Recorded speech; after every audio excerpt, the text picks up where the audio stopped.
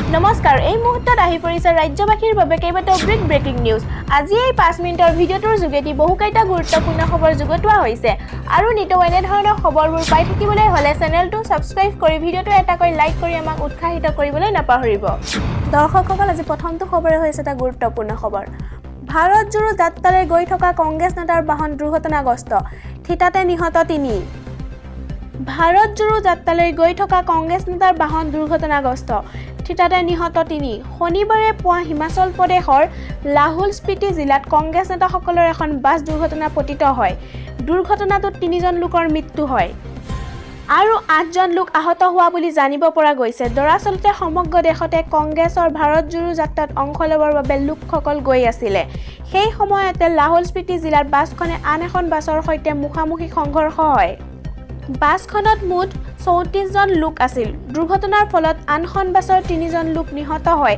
আৰু 8জন লোক গুৰুতৰভাৱে আহত হৈছে বাছখন অনিয়ন্ত্ৰিত হৈ আন এখনক খুন্দা মাৰে দৰ্শকসকল আজি 2 নম্বৰ খবৰটি হৈছে জঘন্য ঘটনা বিয়াৰ বাবে অমান্তি হোৱাৰ বাবে প্ৰেমিকে পেট্ৰল ঢালি জ্বলাই দিলে প্ৰেমিকাক জঘন্য ঘটনা বিয়াৰ বাবে অমান্তি হোৱাৰ বাবে প্ৰেমিকে পেট্ৰল ঢালি জ্বলাই দিলে প্ৰেমিকাক বিহাৰৰ কল্যাণপুৰত এক নিশংস ঘটনা সংঘটিত হৈছে প্ৰেমিকাক পেট্ৰল ঢালি জ্বলাই দিলে প্ৰেমিকে দৰাচলতে বৃহস্পতিবাৰে নিশা তিহাৰীৰ কল্যাণপুৰ আৰক্ষী থানা অঞ্চলৰ অন্তৰ্গত গাঁওখনত এগৰাকী মহিলা তেওঁ ঘৰত খাদ্য ৰান্ধি আছিল সেই সময়তে ঘোষাহান আৰক্ষী থানাৰ অঞ্চলৰ বাসিন্দা ডেনিছ নামৰ এজন যুৱক মহিলাগৰাকীৰ ঘৰত উপস্থিত হয় আৰক্ষীয়ে জানিবলৈ দিয়া মতে মহিলাগৰাকী আৰু ডেনিছৰ মাজত যোৱা 1.5 বছৰ ধৰি প্ৰেমৰ সম্পৰ্ক আছিল যুৱকজনে মহিলাগৰাকীক বিয়াৰ বাবে হেঁচা দি আছিল কিন্তু প্ৰেমিকাগৰাকীয়ে তেওঁক বিয়া কৰাবলৈ অস্বীকাৰ কৰিছিল সেয়েহে খঙত দিনেশে মহিলাগৰাকীৰ গাত পেট্ৰল ঢালিছিল আৰু তেওঁক জুই লগাই দিছিল ঘটনাটো সংঘটিত কৰি ডেনিছ তাৰ পৰা পলাই গৈছিল চিঞৰ বাখৰ শুনি মহিলাগৰাকীৰ পৰিয়াল আৰু চুবুৰীয়াসকল ঘটনাস্থলীলৈ দৌৰি আহিল তেওঁলোকে লগে লগে জুই নময় আৰু মহিলাগৰাকীক কল্যাণপুৰৰ এখন চিকিৎসালয়ত ভৰ্তি কৰে মহিলাগৰাকীৰ বৰ্তমান অৱস্থা সংকটজনক বুলি জানিব পৰা গৈছে আৰক্ষীয়ে দিয়া তথ্য অনুসৰি মহিলাগৰাকী বিবাহিত আৰু তেওঁৰ 3টা সন্তানো আছে সেয়েহে তেওঁ বিয়াৰ বাবে ডেনিছক অস্বীকাৰ কৰিছিল ঘটনাটোৰ পিছত কল্যাণপুৰ আৰক্ষীয়ে অভিযুক্ত ডেনিছক গ্ৰেপ্তাৰ কৰিছে দৰ্শকসকল আজি 3 নম্বৰ খবৰটি হৈছে শোকাবহ বাইক আৰোহীক বচাবলৈ গৈয়ে বাগৰি পৰিল স্কুল বাছ 2টি শিশুৰ মৃত্যু পুৱা বিদ্যালয়লৈ যোৱাৰ সময়তে স্কুল বাছ দুৰ্ঘটনাগ্ৰস্ত হৈ প্ৰাণ হেৰুৱাবলগীয়া হ'ল 2টি কণমানি শিশুৱে এই শোকাবহ ঘটনা সংঘটিত হৈছে উত্তৰ প্ৰদেশৰ প্ৰয়াগৰাজ জিলাৰ ছয়দাবাদ অঞ্চলত জানিব পৰা মতে শনিবাৰে পুৱা মংগৰিষ্ঠ কান্তিদেৱী জনতা বিদ্যালয়ৰ 75জন ছাত্ৰ-ছাত্ৰীক কঢ়িয়াই স্কুল বাছখনে জৌনপুৰৰ পৰা গৈ থকা সময়তে হঠাৎ বাছৰ সন্মুখত উপস্থিত হয় 2জন বাইক আৰোহী আকস্মিকভাৱে বাছৰ সন্মুখত অহা বাইক আৰোহী দুজনক বচাবলৈ চেষ্টা কৰোঁতে নিয়ন্ত্ৰণ হেৰুৱাই স্কুল বাছখন বাগৰি পৰে এই দুৰ্ঘটনাটোত 2জন ছাত্ৰৰ ঘটনাস্থলীতে মৃত্যু ঘটাৰ লগতে আন 10জনৰো অধিক ছাত্ৰ-ছাত্ৰী গুৰুতৰভাৱে আহত হয় পিছত ঘটনাস্থলীত আৰক্ষীৰ দল উপস্থিত হৈ আহত ছাত্ৰ-ছাত্ৰীকেইজনক নিকটৱৰ্তী হাস্পতাললৈ প্ৰেৰণ কৰে আহত একাধিক শিশুৰ অৱস্থা সংকটজনক বুলি জানিবলৈ দিয়ে চিকিৎসকে দৰ্শকসকল আজি 4 নম্বৰ খবৰটি হৈছে লজ্জাজনক ছাত্ৰীৰ গাত হাত দি বুকুৰ ধপধপনি শুনা হেড ছাৰক ৰাইজে দিলে এশেকনি কাণত ধৰি ক'লে শিক্ষকৰ দৰে পবিত্ৰ বৃত্তিত পুনৰ কালিমা সানিলে এজন লম্পট প্ৰধান শিক্ষকে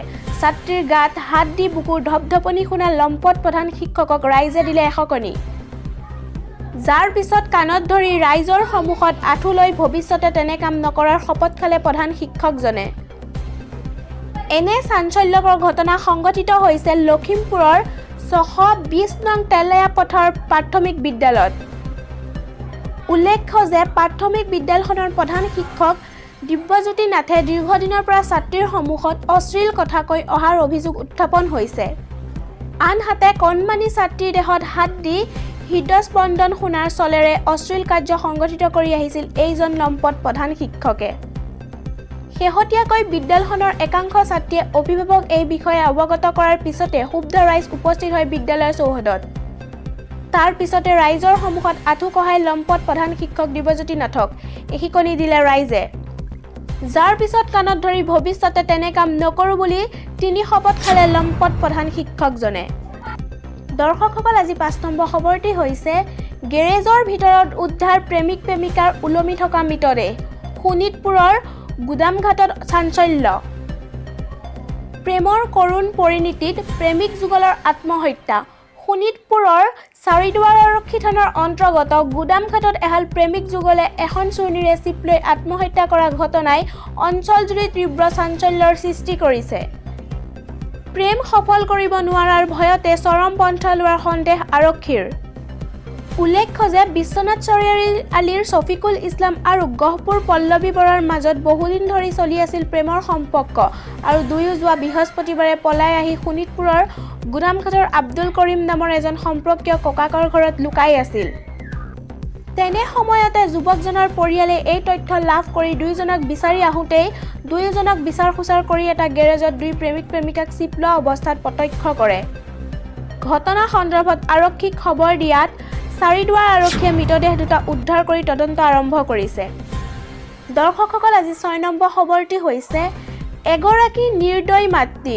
ৰেলৰ পৰা ৩মহীয়া কন্যা সন্তান দলিয়াবলৈ গৈছিল মাতৃ, কিন্তু এগৰাকী নিৰ্দয় মাতৃ ৰেলৰ পৰা ৩মহীয়া কন্যা সন্তান দলিয়াবলৈ গৈছিল মাতৃ, কিন্তু উত্তৰ প্ৰদেশৰ বান্দাত এক ভয়ংকৰ ঘটনা সংঘটিত হৈছে। এগৰাকী মহিলাই তেওঁৰ ৩মহীয়া কন্যা সন্তানটিৰ লগত যি কৰিবলৈ ওলাইছিলে শুনিলে বুকু কঁপাই তুলিব আপোনাৰ। জানিব পৰা মতে মধ্যপ্ৰদেশৰ ৰেৱা জিলাৰ বাসিন্দা এগৰাকী মহিলাৰ লগত তেওঁৰ স্বামীয়ে প্ৰায় কাজিয়া কৰিছিল, যাৰ বাবে তেওঁ ব্যক্তিজনক এৰি আন এজন লোকৰ সৈতে বিবাহপাশত আবদ্ধ হৈছিল। কিন্তু মহিলাগৰাকীৰ দ্বিতীয় স্বামীয়েও তেওঁ মাৰপিট কৰে। দম্পতীহালৰ ৩ মাহ আগতে এজনী কন্যা সন্তান জন্ম দিছিলে। মহিলাগৰাকীৰ স্বামীয়ে তেওঁৰ কন্যা সন্তানটিৰ বাবে পইচা নিদিয়ে। মহিলাগৰাকী ইমানেই বিচলিত হৈছিল যে তেওঁ ভাবিছিল যে তেওঁ তেওঁৰ ছোৱালী ৰেলৰ পৰা দলিয়াই দিব, নতুবা শিশুটিক মহিলাগৰাকীয়ে ক'ৰবাত এৰি থৈ আহিব। মহিলাগৰাকীয়ে সম্পূৰ্ণ পৰিকল্পনাৰে বান্দাত এখন ৰেল উঠিছিল, কিন্তু ৰেলতে এজন লোকৰ মহিলাগৰাকীৰ ওপৰত সন্দেহ হয়। তেওঁ মহিলাগৰাকীৰ সৈতে কথা পাতিবলৈ আৰম্ভ কৰে। পিছত মহিলাগৰাকীয়ে ব্যক্তিজনক সকলো কথা অৱগত কৰে। মহিলাগৰাকীৰ কথা শুনি ব্যক্তিজন আচৰিত হয়। ব্যক্তিজনে মহিলাগৰাকীৰ পৰা কেঁচুৱাটি কিনি লৈ যায়, কিন্তু পিছত ব্যক্তিজনৰ কোলাত কেঁচুৱাটি দেখি তাত উপস্থিত থকা লোকসকলে আৰক্ষীক খবৰ দিয়ে। আৰক্ষীয়ে ঘটনাস্থলীত উপস্থিত হৈ ব্যক্তিজনক আটক কৰে। শিশুটিক বৰ্তমান চিকিৎসালয়ত ভৰ্তি কৰোৱা হৈছে বুলি জানিব পৰা গৈছে। ঘটনাক লৈ আৰক্ষীয়ে তদন্ত আৰম্ভ কৰিছে। দৰ্শকসকল, ইয়াৰ পিছৰ খবৰটি হৈছে বিদ্যালয়ত ভূতৰ তাণ্ডৱ। ছাত্ৰীসকল বিদ্যালয়ত উপস্থিত হোৱাৰ লগে লগে হঠাতে মাটিত শুই কান্দিবলৈ আৰম্ভ কৰে। অদ্ভুত শব্দ কৰি চিঞৰি উঠে। বিদ্যালয়ত ভূতৰ তাণ্ডৱ। ছাত্ৰীসকল বিদ্যালয়ত উপস্থিত হোৱাৰ লগে লগে হঠাতে মাটিত শুই কান্দিবলৈ আৰম্ভ কৰে। অদ্ভুত শব্দ কৰি চিঞৰি উঠে। বিজ্ঞান প্ৰযুক্তিবিদ্যাৰ সময়তো ভূত প্ৰেত সম্পৰ্কত মানুহৰ চিৰন্তন আগ্ৰহ আৰু ৰহস্যময়তা শেষ হৈ যোৱা নাই। ভূত প্ৰেত সম্পৰ্কে সকলো লোকৰ মতামত বেলেগ বেলেগ। কিছুমান মানুহে ভূত বিশ্বাস কৰে আৰু কোনোৱে আকৌ ইয়াক কেৱল ভ্ৰম বুলিহে গণ্য কৰে। বহুতে আকৌ ভূত স্বচক্ষে দেখা পোৱা বুলিও দাবী কৰে। তেওঁলোকৰ মাজৰে একাংশ লোকে তেওঁলোকৰ ভূতৰ সৈতে হোৱা ভয়ংকৰ অভিজ্ঞতাৰ কথাও ব্যক্ত কৰে। অবিশ্বাস্য যেন লাগিলেও ভূতৰ অৱস্থিতিৰ কথা অস্বীকাৰ কৰিব নোৱাৰি। এইবাৰ মধ্যপ্ৰদেশৰ শ্বাহদুল জিলাত পোহৰলৈ আহিছে ভূতৰ অবিশ্বাস্য ঘটনা। শ্বাহদুল জিলাৰ অন্তিম প্ৰান্তৰ বিলতিকুৰিৰ জিংকবিজুৰিৰ চৰকাৰী উচ্চ মাধ্যমিক বিদ্যালয়ত সংঘটিত হৈছে এই ঘটনা। শেহতীয়াকৈ বিদ্যালয়খনৰ ৯ম আৰু ১০ম শ্ৰেণীৰ শিক্ষাৰ্থীসকলৰ আজব কাণ্ডই সকলো দৃষ্টি আকৰ্ষণ কৰিছে। ঘটনা অনুসৰি বিদ্যালয়ত পঢ়া ছাত্ৰীসকল বিদ্যালয়ত উপস্থিত হোৱাৰ লগে লগে হঠাতে তেওঁলোকে অদ্ভুত আচৰণ কৰিবলৈ আৰম্ভ কৰে।